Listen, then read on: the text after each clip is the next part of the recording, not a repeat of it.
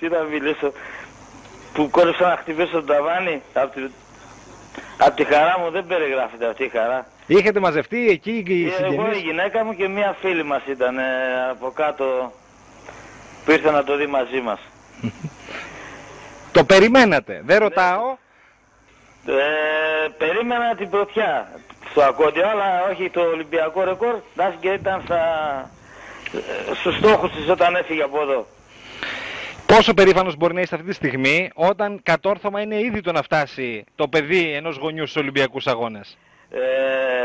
Επειδή ξέρω ότι όλοι οι αθλητές το όνειρό της είναι Ολυμπιάδα, και μόνο η συμμετοχή της εκεί ήταν μια νίκη για αυτήνα, για τον προπονητή της.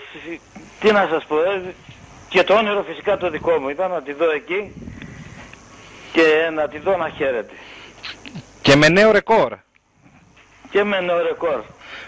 Να τη δω να χαίρεται και να έχει κάτι στη ζωή της να λέει.